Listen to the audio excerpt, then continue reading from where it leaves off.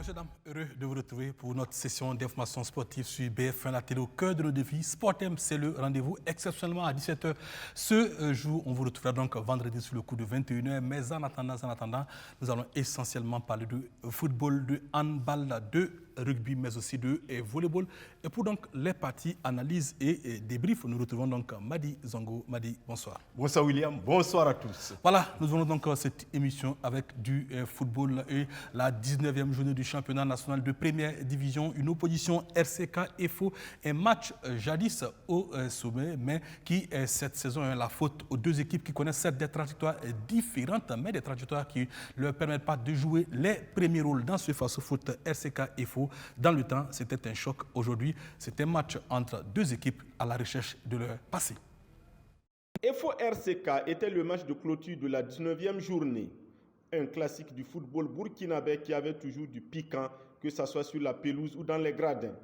Le match de dimanche, sans atteindre ses sommets, a procuré sa dose de tension. On sait que l'FO est loin d'être au mieux de sa forme. La défaite de la 18e journée face à Vitesse FC est toujours dans les esprits. Pour éviter une dangereuse glissade vers le bas, il fallait un bon résultat face aux Faucons. Plus facile à dire qu'à faire, parce que les cheminots sans briller ont pris 3 points face aux léopards de Saint-Camille.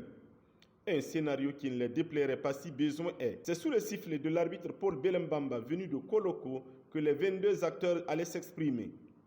La pression du résultat aidant, les stylistes prennent la direction des débats. Durant le premier quart d'heure, les Faucons volent bas.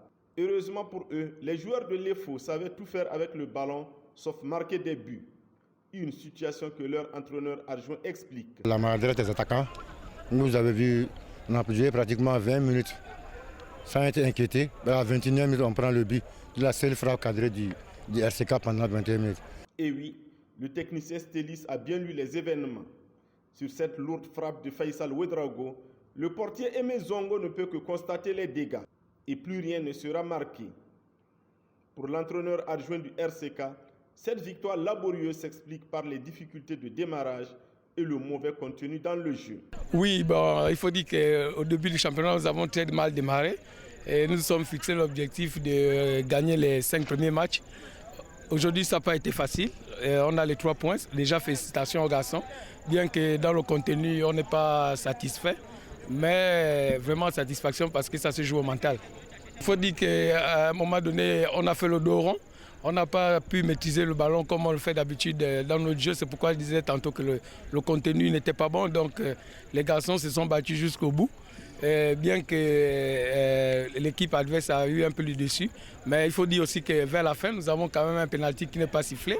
Et on a des opportunités aussi pour marquer. Les garçons n'ont pas fait le geste technique qu'il fallait pour mettre la maîtrise et puis marquer le second but. Bien qu'ayant perdu 2 fois en autant de sorties, l'EFO regarde toujours vers le ciel selon son entraîneur adjoint. On va aller travailler et revenir pour les prochains matchs. Ça devient inquiétant, mais bon, comme l'objectif c'est le haut du tableau, moi je pense qu'on va travailler puis revenir. Pour le compte de la 20e journée, l'EFO reçoit Majestic et le RCK affronte l'AS Police.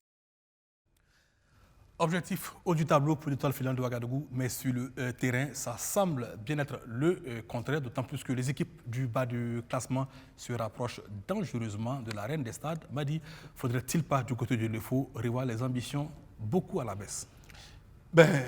Comme il reste encore beaucoup de matchs, William, je ne sais pas, mais tu as dit quelque chose de très important, c'est que les autres équipes qui étaient à la traîne, à la trêve, sont en train de carburer fort. C'est Royal, c'est Vitesse, et quand on regarde les écarts de points, c'est quand même très serré. Et en tout cas, l'EFO a intérêt à changer de cadence, parce que ce qu'on a vu hier, c'était totalement insuffisant pour une équipe qui veut jouer le haut du tableau. Parce que l'EFO a joué 20 minutes en première mi-temps, mais après avoir encaissé le but, l'EFO a disparu pour revenir en deuxième mi-temps avec quand même beaucoup de cacophonie au niveau de la finition. Pour une équipe qui veut jouer le haut du tableau, encore une fois de plus, c'est insuffisant. Alors pour le RCK, c'est 2 victoires depuis donc le retour de la trêve. On aura remarqué que la phase retour en termes d'entame est totalement différente de la phase aller. Est-ce dire que Thierry et Mouyumba a parfaitement assimilé la façon de jouer au Burkina Faso? Il y a 2 façons, il y a 2 RCK qu'on a vus. Le RCK de la première partie qui a été attentiste et qui a été réaliste, surtout réaliste parce que pendant le but est venu contre le cours du jeu, comme on aime le dire, les faux semblaient maîtriser les événements. Et il y a eu le RCK de la deuxième partie qui a complètement disparu des radars pendant les 20 dernières minutes, qui a beaucoup souffert. Et je crois que là, le réalisme permet au RCK de gagner 3 points. Certes, il arrive à s'adapter au jeu burkinabé parce qu'il parlait beaucoup plus de jeu positionnel, de Fillon, de quoi. Maintenant, il sait que dans le Faso Foot, il n'y a que le but qui intéresse et conserver le but qui est plus important. De ce point de vue, oui, je crois qu'il est en train de comprendre mieux les choses. Alors Thierry Muyumba est en train de comprendre ce que l'USFA, elle, a fait déjà depuis le début de la saison. Les militaires toujours en embuscade et en quête d'un titre qui les fuit depuis la saison 99-2000 ont remis donc le couvert. Cette fois, c'est l'ASFB tout simplement qui fait les frais de la bonne forme des poulets d'Issa Balbodé. 33e minute, la tête de Ismaël Karambiri va mourir dans les buts du portier Lagui Sanou. 1-0 pour l'USFA. 77e minute, après une communication avec son 4e officiel, Amidou Dioro présente un carton rouge à l'entraîneur Oscar Barrow. Ce sont les deux grands temps forts de ce match USFA-ASFB de la 19e journée, disputé sous la forte contestation par les jaunes et noirs des décisions du directeur de jeu. C'est difficile de ne pas parler des hommes en noir, mais c'est compliqué. Vous avez constaté avec les images, vous allez le prouver. Il y a trop d'injustice dans notre foot.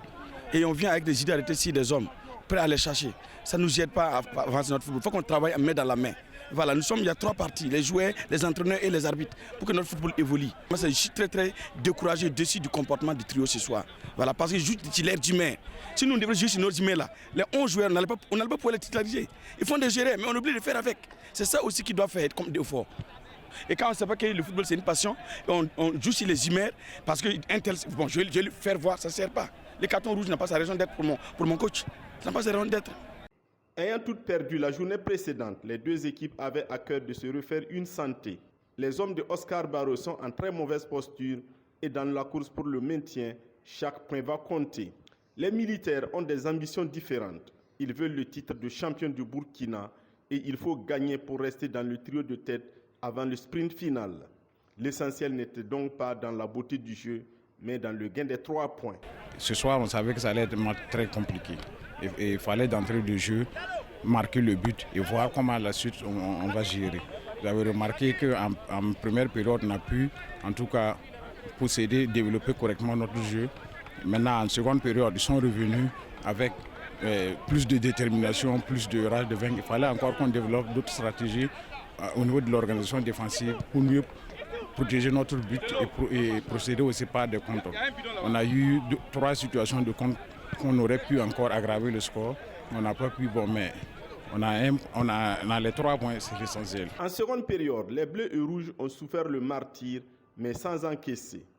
Issa Wena, l'entraîneur adjoint de l'ASFB, reconnaît l'inefficacité de son équipe, même si les pénaltys supposés non sifflés auraient pu donner un autre visage au match. Je disais tout à l'heure, on n'a pas concrétisé nos occasions. Je crois que je l'ai dit. Voilà, on a eu des occasions certes, mais je crois que les pénaltys font partie des occasions de but. Ça fait pas du football. Et quand on le mérite, on doit le siffler. 2 fois la main, on ne siffle pas. Et comment? Ça fait partie. Les gens gagnent des matchs par des pénaltys également. Voilà. Et nous, on a fait quoi? Pourquoi on n'ait pas mérité un seul pénalty dans le championnat pendant qu'on les crée chaque week-end? L'ASFB pourra se relancer la journée prochaine face à Raïmo dans l'autre derby de Bobo Dioulasso.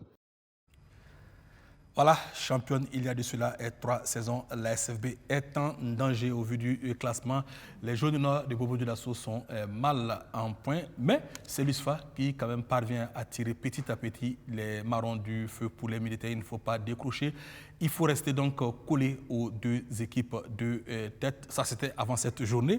Voilà, il fallait donc rester collé aux 2 équipes de tête. Mais Madi Zongo, cette équipe de l'USFA, sur ce qu'elle a montré lors de la première partie du championnat, peut-elle logiquement ouvrir de réelles ambitions de sacre? Ah oui.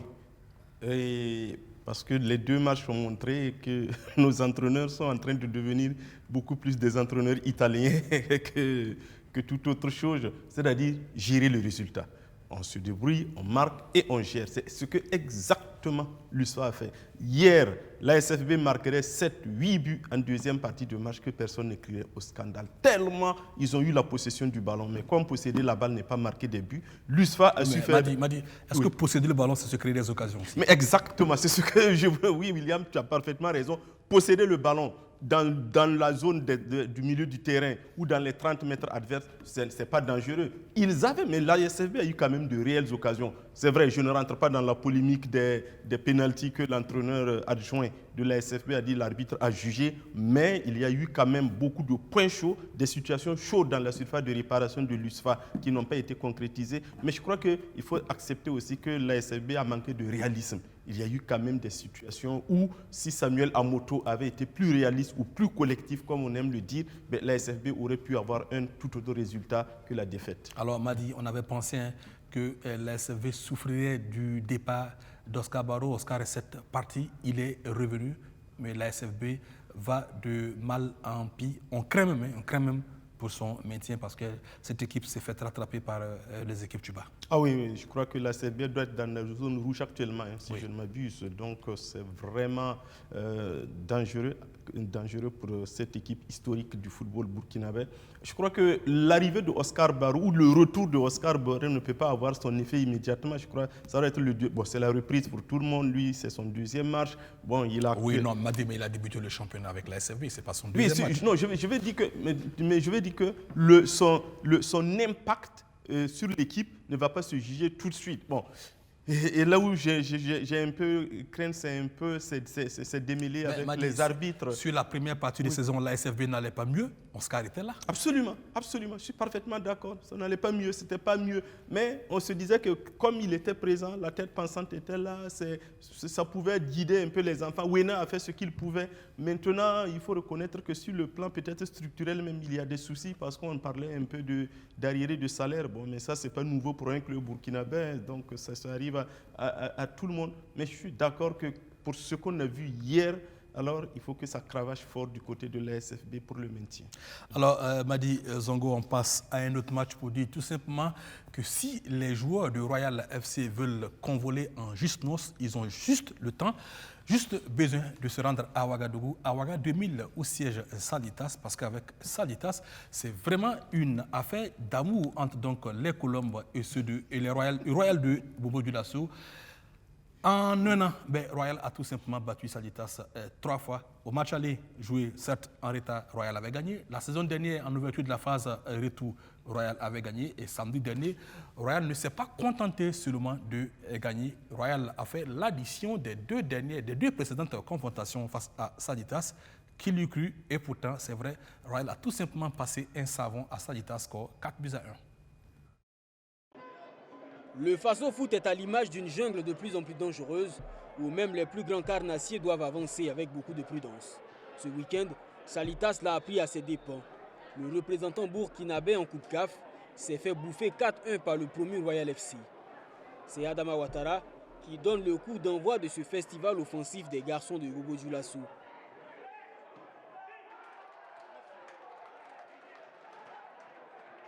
Il est ensuite imité quelques minutes plus tard par son coéquipier Abraman Koné, passeur décisif la semaine dernière face à l'AS Police.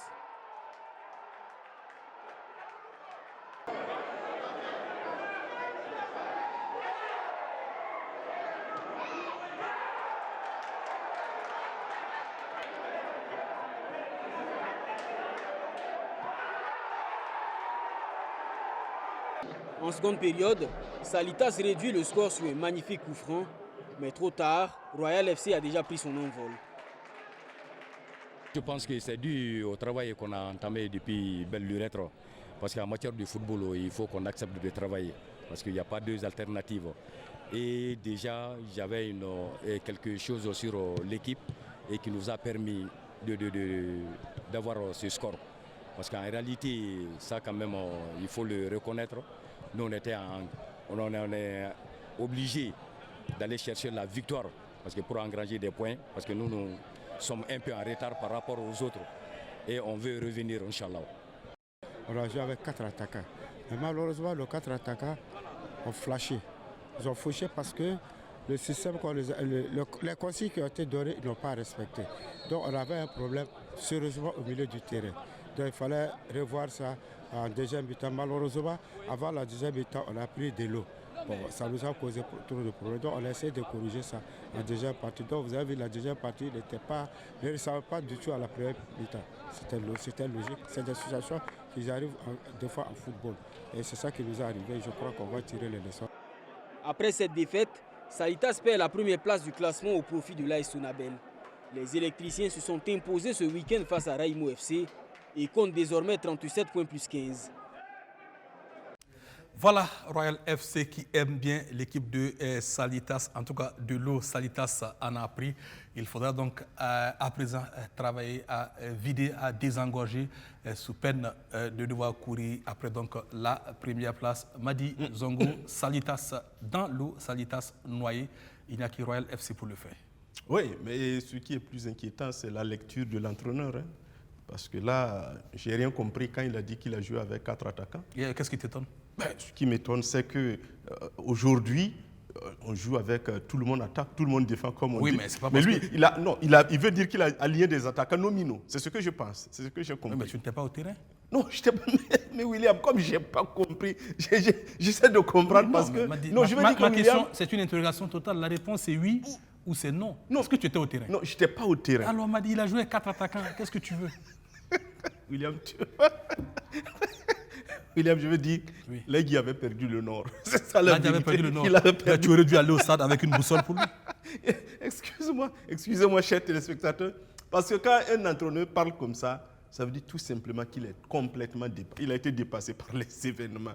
Peut-être que sa stratégie n'a pas marché. Il a peut-être cru que Royal, la victoire à Bobo Dioulasso, a été peut-être un accident. Et lui, en alliant ses 4 attaquants, il allait bouffer l'affaire. Il a oublié que ce n'est pas une équipe de football, une équipe qui gagne. Ce n'est pas une équipe où tu as 4 attaquants, 4 défenseurs et peut-être 2 milieux. Je crois que là aussi, il faut revoir les choses. Le Royal était tout simplement, disons, le supérieur à Salitas dans ce match. Et il faut louer cet état d'esprit de cette équipe qui a refusé justement d'abdiquer parce qu'il ne faut pas oublier que Royal était lanterne rouge. Je crois que... non, ils n'étaient pas lanterne rouge, ils étaient devant Vitesse. Oui, ça c'était après la phase aller, mais avec des matchs en retard. Avec des matchs en retard. Royal avait des matchs en retard, des matchs qui ont permis donc à cette équipe de remonter et Royal qui ne cesse de remonter. Alors Madi, on va donc voir ensemble ce que l'AS Douanes a réalisé, elle qui s'était fait surprendre lors de la 18e journée par Luiso. L'AS Douanes se remet de sa claque reçue de Luiso à la journée précédente du Faso Foot. Les Gabelous s'imposent 3-1 face à Kozaf sans forcer. Une ouverture rapide du score de Ahmed Diomandé à la 7e minute. Kozaf n'a pas le temps de se remettre que Michael Ibe corse l'addition à la 12e minute. Le malaise de Kassoum Ouedraogo d'Izuko Academy Football Club se confirme avec le 3e but de Maxime Bamouni à la 41e minute. 3 buts encaissés en une première partie. Ça a entamé forcément le moral et Kozaf ne réduira le score qu'à la 83e minute par Sungalo Ouattara. Mais en deuxième mi-temps, on les a remontés. On les a dit que rien n'était fait parce que si tu prends 3 buts en première mi-temps, qu'est-ce qui prouve que tu ne peux pas revenir dans le match? Bon, ils ont fait ce qu'ils pouvaient vraiment. J'ai vu une bonne équipe de Kozaf ce soir qui s'est bien débrouillée. Voilà, mais on n'a pas eu la chance de revenir au score, c'est le football. Et nous allons travailler l'aspect qui n'a pas marché pour pouvoir corriger et puis essayer d'avancer pour engranger des points parce que nous sommes en train d'aller malheureusement dans le bas du tableau, voilà, qui est très dangereux et ça va nous mettre la pression après. Donc c'est le moment de nous réveiller et puis essayer d'engranger des points pour pouvoir avancer dans le classement. C'est ça. Je pense que ce genre de match, c'est la meilleure façon de rentrer. Je pense que déjà à la 7e minute, on a vite ouvert le score. Et après, ça nous a facilité après le match parce qu'on avait quand même un adversaire coriace. Et je pense qu'aujourd'hui, tous les adversaires dans le Faso Foot, il faut faire attention. Voilà, quand on voit le Royal qui vient battre Salitas par un score de 4-1, donc ça veut dire qu'il faut faire attention. Donc moi, je félicite mes garçons qui ont su être réalistes. Voilà, sur les premières occasions, on s'est montré efficace. L'AS Douanes reprend sa marche avant avec sa première victoire de la phase retour qui lui permet de coller au trio de tête à 6 points du leader, l'AS Sonabel. Voilà, quand on voit l'AS Douane qui revient à seulement 6 points du leader, on se demande qui sera sacré champion version 2020-2021 dans le Faso Foot. Mais avant, la seule chose qu'on sait, c'est que COSAF est en train dangereusement de glisser dans les méandres du classement. La saison dernière, à pareille époque, son successeur Jean Jaurès Baya avait fait les frais de des mauvaises prestations. En tout cas, Manga Oulé, on ne lui souhaite pas cela, est pratiquement dans la même position que Jean Jaurès, n'est-ce pas Madi? Oui. Ben, cette saison est particulière parce que 18 équipes et 4 qui descendent, ça vous fait beaucoup de travail avec moins de moissons. Donc la pression sera sur tout le monde, personne n'est sauvé, sauf peut-être ceux qui jouent le titre et qui sont quand même dans des positions assez intéressantes. Autrement, quand vous regardez à partir même des 10e jusqu'au 18e, il y a de la place pour glisser vers le bas. Et malheureusement, c'est le cas de COSAF, comme vous l'avez dit William. COSAF n'arrive plus à aller vers l'avant, eux qui proposaient quand même un jeu assez intéressant, c'est à ne rien comprendre par rapport à leur production. Alors, Madi, justement, j'allais en venir, et on a vu des équipes lors de la phase aller qu'on qualifiait de bien jouer, de bien développer. COSAF, par exemple, qui jouait bien, nous disait-on, le RCK qui jouait bien, mais qui ne gagnait pas, Raimo qui jouait bien, mais ça ne va toujours pas. Est-ce que le Faso Foot, notre championnat, est anti-football? Ben, je crois que c'est l'esprit de cette saison qui conduisent les gens à ce réalisme. Je mets ça entre griffes parce que dans ce championnat, il faut jouer pour ne pas perdre. Les gens ont compris que jouer pour gagner, ça ne donne pas toujours le bon résultat. Donc on joue pour ne pas perdre. C'est pour ça, quand un seul but, ça suffit, on ferme, on est derrière, on garde les bus comme ton ami Mourinho et on attend. Je crois que les équipes qui vont continuer à être des équipes joueuses, soit elles arrivent à avoir plus de réalisme et à marquer beaucoup de buts, comme Royal l'a fait, soit elles risquent de payer les frais de cette façon de voir les choses-là, ne pas descendre. Parce que je crois que toutes les équipes calculent aujourd'hui ne pas descendre en deuxième division. Et pourtant, il faudra que 4 descendent. Mais pourtant, il faudra que 4 descendent. Et c'est peut-être là aussi la beauté de la mariée, parce que bon, on ne sait pas qui va être l'heureux élu, si ça sera ça le cas, mais on sait qu'en fin de saison, il y a 4 qui vont retourner en D2. On sait qu'il y a 4 qui vont retourner en D2. L'USO ne veut pas en faire partie. La SEC de Koudougou également ne veut pas en faire partie.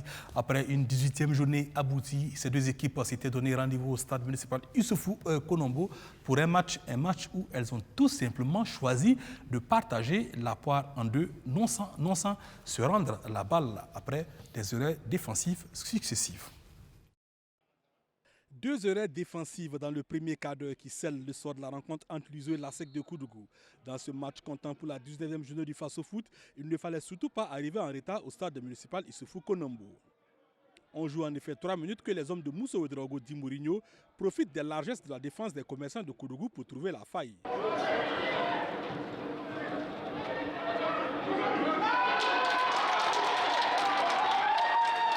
Profitant d'une mauvaise lecture de Mohamed Zegué Traoré, Sakou Abdoul Ouedraogo ouvre le score pour son équipe. C'est mal parti pour l'ASEC, se dit-on, mais les unionistes finissent par commettre en répétition des fautes dans les 30 derniers mètres. Les hommes de saboteurs qui n'en demandaient pas tant en profitent pour établir la parité. À l'affût d'un ballon aérien, Cheikh Tidiane Zon remet son équipe dans le bon sens de la marche. Un but partout, score qui sanctionne du reste à la partie et qui fait les bonnes affaires des hommes venus de la cité du Cavalier Rouge. Effectivement, il faut reconnaître que nous sommes rentrés très très difficilement dans le match, puisque à partir des 5 premières minutes, nous avons encaissé un but. Un but lourd de conséquences parce que à peine les joueurs même placés, c'était difficile pour nous. Mais avec les replacements, nous sommes revenus rapidement dans l'égalisation, ce qui nous a permis de stabiliser notre football et puis au moins gérer une bonne partie du match. Mais il faut reconnaître que dans ce championnat, l'USO, quand même auréolé de sa victoire la semaine passée, nous aussi, après avoir gagné notre match à domicile face à Raimo, et le point en déplacement était vraiment un gros point. Pour l'USO, c'est bien 2 points de perdus, même si Mousso préfère se satisfaire du point glané. Moi, je pense que c'est une jeune équipe. Vous avez si bien analysé, c'est une jeune équipe. Donc, on apprend toujours sur les petits détails. Je pense que la concentration nous a un peu manqué ce soir, surtout sur le deuxième but. Et on savait aussi que l'adversaire allait être fort sur les balles arrêtées. C'était la spécialité, donc c'était à nous d'être très très prudents. Vous avez le but d'égalisation, c'est venu sur une balle arrêtée. Et après aussi, nous aussi, on a peut-être un peu joué facile en donnant des fautes à 30-20 mètres pour l'adversaire. Donc c'est de l'aubaine, ils ont aussi profité. Et le reste, deuxième mi-temps, on a retrouvé une équipe qui était portée vers l'avant, une équipe plus ambitieuse. Mais hélas, le score était déjà scellé. Au terme de cette 19e journée, Luzo et la SEC bonifient les bonnes prestations entrevues lors de la 18e journée après les victoires respectives contre la AS Douanes et Raimo FC. Voilà, on revient sur ce plateau, la SEC donc, qui contraint l'USO au partage de la poids au stade municipal Issoufou Konombo. Alors, Madi, deux équipes en net regain de forme en ce début de deuxième partie de saison, mais deux équipes quand même qui montrent qu'elles ne sont pas concentrées tout au long des 90 minutes. C'est ça le hic. Je crois que les deux buts étaient évitables. Bon, le but de l'Azak de Koudougou, là, c'est la fête à Kelly Kassambo. Hein. Le gardien, oui, je veux dire, le gardien, je ne sais pas comment il a lu la trajectoire de la balle, mais franchement, avec sa taille, sortir à ce niveau-là, à ce niveau du championnat, ce n'est pas normal pour un gardien, même si les erreurs arrivent. Pour le deuxième but, je crois que le gardien de l'USO a été en retard aussi sur le tacle. Vous voyez que l'attaquant a eu largement le temps de mettre la balle dans les buts avant que lui il sorte. Mais bon, il faut des erreurs pour amener des buts. Et comme tu veux bien le dire, la concentration a manqué beaucoup. Je crois que Mousso a bien lu en disant que la SEC était une équipe assez forte sur les balles arrêtées. Mais ça, c'est du saboteur tout fait. C'est quand même, on sait que le saboteur aime bien les situations standards, comme lui-même il l'a dit. Il fallait se méfier. Ils ne l'ont pas fait. Ils ont été punis. Alors, Madi, on l'a vu, hein, sur les 5 résumés proposés, il y a quand même eu des buts. On pourrait compléter. Hein. Il va rester encore 3 rencontres que nous n'avons malheureusement pas. Absolument. Il faut dire que les Léopards de Saint-Camille sont parvenus à gagner face à Majestic. Voilà. Et puis, du côté de Bobo Dioulasso, c'est l'Asfa Yenenga qui fait un mauvais voyage puisque les Yenengis sont tombés face donc, au RCB 1-2. Voilà, donc, et l'AS Sonabel aussi qui allait l'emporter face à Raimo. Voilà, face à Vitesse. Alors, donc, Madi, on en profite donc pour passer au sport jumeau du football. Voilà, ceux qui savent de quoi je parle savent qu'on parle de rugby. Voilà, donc la jumelle, ou peut-être la grande sœur, si vous voulez, la grande sœur du football avec le lancement de la saison du côté donc, du rugby féminin. M'a-t-on soufflé à l'oreille tout à l'heure? Le rugby fait sa rentrée sportive au Burkina Faso. Le lancement de la saison a été marqué par des rencontres de rugby à 7 au stade Issoufou Joseph Konombo ce 7 mars. En match de gala, l'AS Police a eu du mal à suivre le rythme de l'Université Club de Koudougou. 32-0, c'est le score infligé par les Cavaliers Rouges de Koudougou en jaune aux Policiers en rouge. À voir le physique, l'engagement et la détermination des jaunes, on avait plutôt l'impression que c'était eux les policiers. Non seulement les policiers n'arrivaient pas à prendre en chasse des étudiants comme l'intraitable capitaine Théophile Sessouma, mais aussi ils n'arrivaient pas à leur échapper en cas de fuite. Résultat, 0 essai transformé par l'AS Police. Les étudiants par contre étaient très à l'aise et transforment rapidement leur premier essai par l'entremise du même capitaine. Il est imité quelques minutes après par ses coéquipiers. Après la courte pause, l'Université Club de Koudougou revient plus vorace et assomme l'AS Police. Score final 32-0.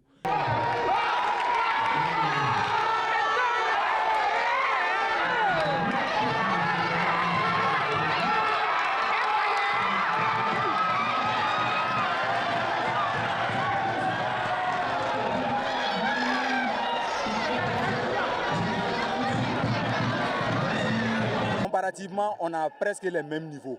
Voilà, mais on a dû être convaincants seulement. Sinon, ils sont pas mal aussi, ils sont à la hauteur. Voilà, c'est au fait notre niveau, c'est comparatif. Bon, à Koudougou, on a une seule équipe. On vient de mettre ça en place tout nouvellement. Et du coup, on s'entraîne. Même les conditions ne sont pas favorables, mais avec les peu de moyens, voilà le résultat qu'on vient d'obtenir de suite.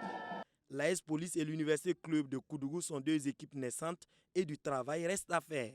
Nous pouvons dire qu'on a commencé les entraînements en novembre. Et novembre, c'est suivi aussi des activités des fins d'année.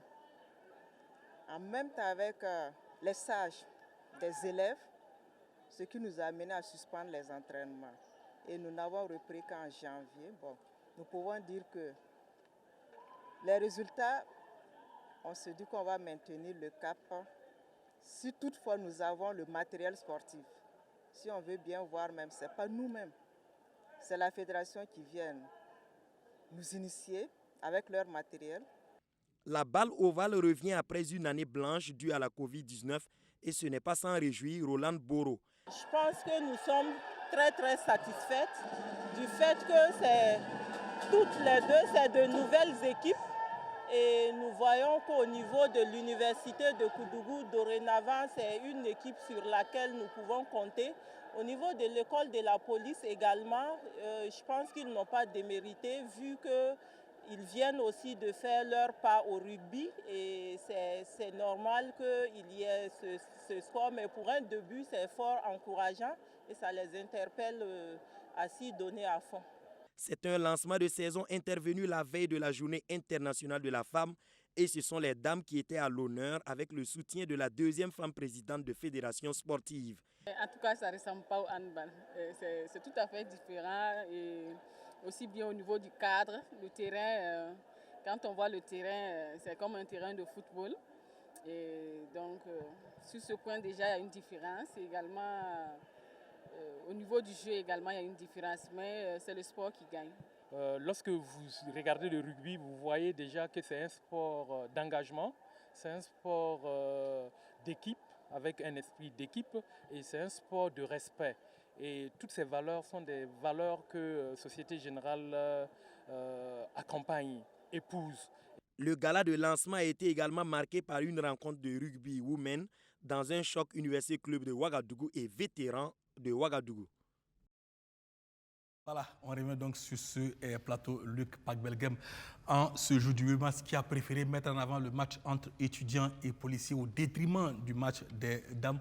On suppose que ce n'est pas dans ses habitudes, c'est juste un petit oubli, mais il aurait pu inverser quand même la tendance, même si on en a eu pour nos yeux voir des étudiants rattrapés à la poursuite des policiers et voir que le contraire n'est absolument pas possible.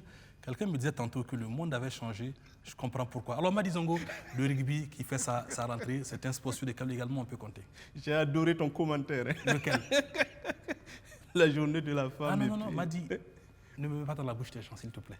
Non, mais juste, c'est l'occasion de souhaiter bonne fête à la femme. Ok, tu pourras le faire en fin d'émission. Ah oui, j'ai adoré. Oui. Ouais, parce que là, se rincer les yeux, surtout. Hein. Il s'est rincé les yeux. Se rincer les yeux surtout. Non, mais William, le rugby, je crois que c'est...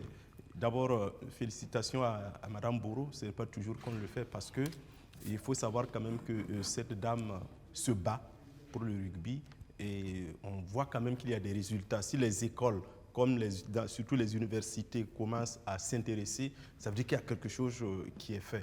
Il ne faut pas oublier, comme tu l'as dit au départ, que le rugby est né dans les universités. Donc, c'est normal que le rugby burkinabé retourne dans les universités pour faire sa place. Et vraiment, félicitations à eux.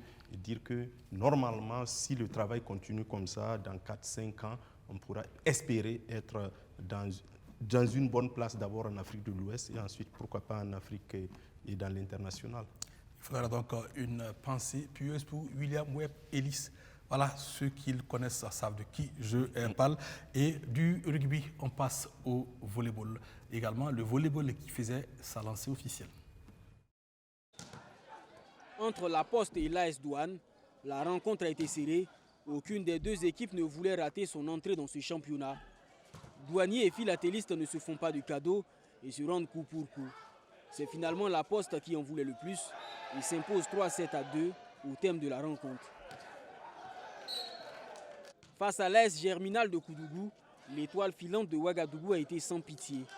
Elle s'impose 3-7-0 pour sa première confrontation de la saison. Une victoire qui permet de démarrer l'exercice avec de la sérénité. L'innovation cette saison, un homme du match est désigné après chaque rencontre. Pour cette partie, Zoumana Nadunke est celui qui s'est le plus illustré. J'apprécie ça positivement, surtout que c'est une nouvelle initiative. Nous louons en fait donc cette initiative-là et nous espérons en fait donc que ça se pérennise davantage. C'est tout normal que je sois heureux en fait donc de la victoire. C'est le premier match en fait donc de la saison et on espère en fait donc que nous allons engranger davantage en fait donc d'autres victoires pour atteindre l'objectif que nous nous sommes fixés. L'objectif, c'est de remporter, bien sûr, en fait, donc, le trophée, même si ça semble trop ambitieux. La saison sportive est ainsi lancée au grand bonheur des responsables de la Fédération burkinabé de volleyball. Ça a commencé aujourd'hui avec l'aide des bonnes volontés, avec l'aide du ministère des Sports et des Loisirs. Et ce sont les phases allées. Et ça a bien commencé, nous croyons que ça va continuer comme ça. Il faut relever d'abord que cette année, nous félicitons la Ligue du Centre qui organise les phases régionales parce qu'elle a commencé à bonne date. Et je crois que ce qui est remarquable, c'est que nous allons respecter la saison sportive. Donc ça, c'est un point pour la Ligue du Centre. Et c'est les phases allées qui ont commencé comme ça. Après, ça sera les phases retour. Et ça va se poursuivre au niveau de Bobo et de Wayubia et pour que nous puissions organiser maintenant les phases finales qui vont venir terminer la saison pour la D1. La Ligue du Centre de volleyball est la ligue phare du championnat national. Elle compte 9 équipes masculines et 6 équipes féminines. Chez les hommes, la Ligue du Centre qualifie 5 équipes et 4 équipes chez les dames pour disputer les phases finales du championnat. Le président de la Ligue du Centre espère que le trophée reste dans sa région. Chaque équipe doit se battre pour intégrer le top 5 au niveau des hommes. C'est pour cela que nous avons fait une tournée toute la semaine pour visiter ces clubs, s'entretenir avec ces clubs, voir les conditions de travail et les dire que nous souhaitons que le championnat hommes et dames reste au niveau de la Ligue du Centre. Donc nous demandons aux équipes de s'engager avec fair play et que la saison se passe bien. En tout, 102 matchs vont se jouer pendant 2 mois et demi pour connaître le nouveau vainqueur du championnat national de volleyball. On revient sur ce plateau, le volleyball, une autre discipline qui a besoin de visibilité, qui a besoin de compétition, car les atouts existent, et des atouts qui devraient permettre au Burkina de dominer au moins la sous-région, n'est-ce pas, Madi? Ouais, comme c'était le cas il n'y a pas longtemps. Hein. Oui, à égalité avec certains pays. Avec certains pays comme la Côte d'Ivoire et le Ghana. Mais je crois que le volleyball burkinabé garde encore son potentiel. Et quand je vois ces équipes-là jouer, tu te dis que quand même il y a de la volonté. Et l'avantage, il me semble, c'est que de grandes entreprises ont décidé d'investir dans cette discipline en créant donc des équipes. Je crois que parfois, ce qui pose les problèmes au niveau des équipes, ce sont les moyens, mais si des grandes entreprises se mettent dedans, c'est que forcément, ils vont dégager les budgets nécessaires et il y a quand même de l'espoir à avoir pour cette discipline. Merci à toi, Madi Zango. On a fait du rugby, on a fait du volley. Maintenant, on va faire du handball, cette fois avec donc les systèmes de formation et de recrutement dans cette discipline d'origine allemande. La deuxième journée du championnat de la Ligue régionale du centre de handball s'est déroulée dans la salle olympique du Sénos B. Le 6 mars, les minimes étaient à l'honneur avec plus de 10 matchs au programme. En observant ces jeunes pousses, on peut dire que le handball burkinabé peut espérer dans quelques années redevenir la grande discipline qui déplaçait les foules.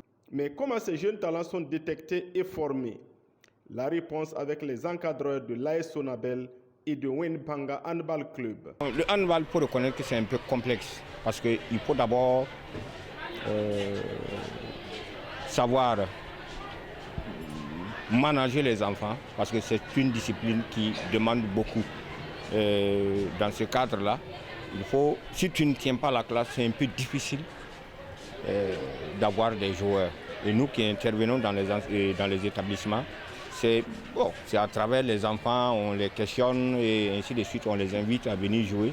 C'est par ce procédé que nous arrivons à constituer nos équipes compétitives. Ce sont essentiellement mes élèves. Oui. Le recrutement, vous savez que en tout cas pour réunir les enfants, c'est un peu compliqué. Et la majorité des encadreurs qui interviennent au niveau de Wenpanga sont des professeurs de pièces. Donc ils donnent des cours dans des établissements. Donc c'est là-bas, c'est les élèves en majorité que nous recrutons. En début d'année, on leur donne les formations. Ceux qui sont donc, intéressés par les handball, on leur demande de sortir aux entraînements. Et puis en fonction de l'âge aussi, comme c'est des sortes de catégories, en fonction de l'âge aussi. Et on les prend et puis on les initie et puis on les fait apprendre progressivement. Alors quelles sont les grandes consommatrices des talents? Les grandes écuries comme l'EFO et l'Asfayenenga sont curieusement absentes dans cette catégorie d'âge. Ce que déplore Boukari Tiedre-Bego, le secrétaire général de la Ligue du Centre. Nous-mêmes, nous sommes en train de travailler à ce que, en tout cas, les grands clubs comme ASFA, EFO et l'ONAB aient des petites catégories. Bon, mais ce n'est pas facile. Il y a des gens qui sont là. La plupart, c'est des anciens DPS qui travaillent dans les établissements. Donc, c'est en même temps des foyers de formation. Et donc, ils profitent pour quand même former les enfants et participer au championnat. Et c'est ça qui fait que vous voyez que c'est les clubs formateurs comme Renaissance, USO, et les autres sont vraiment à la traîne. Ce que vous voyez, c'est des clubs formateurs. Pour joindre l'utile à l'agréable, la Ligue a entrepris de former une jeune génération d'arbitres en mettant l'accent sur la jeune féminine. Depuis une vingtaine d'années, on n'avait qu'une seule paire féminine. Et bon, comme elles sont aussi à la sortie, bon, nous avons en tout cas de concert avec leur structure encourager la formation des jeunes arbitres. Et c'est en cela que bon, elles ont initié la formation de ces arbitres et on remarque vraiment que c'est les filles qui participent beaucoup plus. Marche phare de la journée, l'AS Sonabel a battu Wenpanga par 26 buts à 14. Voilà, on revient sur ce plateau. On est quasiment au thème de cette émission, mais on ne saurait se quitter sans parler donc de la nuit du Maracana. Jouer au football toute la nuit, ce n'est pas le pari de foot, mais l'œuvre d'un corps habitué à démêler des puzzles à la recherche de la vérité ou à envoyer les coupables séjourner dans une maison d'arrêt pour entorse à la norme sociale. Vous l'aurez compris, il s'agit du monde de la justice.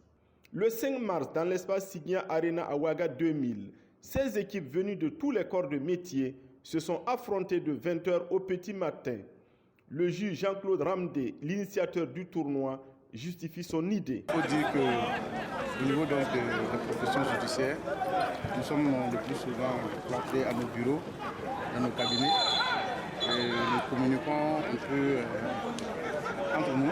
Et j'ai pensé à ce que la justice puisse communiquer avec les autres en organisant donc cette compétition qui, en même temps, est une aubaine pour nous, pour la cohésion dans le milieu judiciaire et aussi donc avec ceux qui ne sont pas dans notre milieu. Voilà un peu l'objectif qui m'a poussé à ce que nous réfléchissions à cette compétition.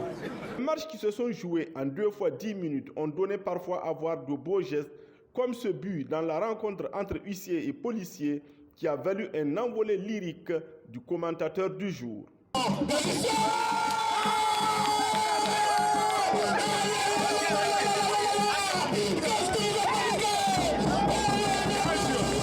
Après une dizaine de matchs, la finale a opposé l'équipe de la Mako à celle des Eaux et Forêts. Le score est resté nul et vierge après les 20 minutes de jeu. C'est au tir au but que les pensionnés de Nyoko se sont adjugés le trophée en réussissant un tir contre 0 à leurs adversaires. Pour le représentant des coparrains, cette compétition est une bonne chose. Je dis que c'est une bonne chose de réunir tous les acteurs de la famille judiciaire autour d'une soirée de football est quelque chose de louable parce que nous sommes amenés à travailler tous ensemble, mais malheureusement on n'a pas l'occasion en dehors de nos services de pouvoir nous rencontrer. Donc c'est une très belle initiative que monsieur le juge Ramdé Jean-Claude a organisée et je pense que tout le monde doit l'accompagner pour que cette initiative se pérennise. Les organisateurs qui ont tenu le pari de mener l'activité sans sponsor donnent rendez-vous pour la 3e édition l'année prochaine. Voilà, c'est donc sur cet élément de la nuit du Maracana que prend fin cette émission. Ce fut un plaisir de vous retrouver. On se donne rendez-vous vendredi car pour aujourd'hui c'est fini. Mais avant ce vendredi, restez fidèles au programme de BF1, la télé au cœur de nos défis.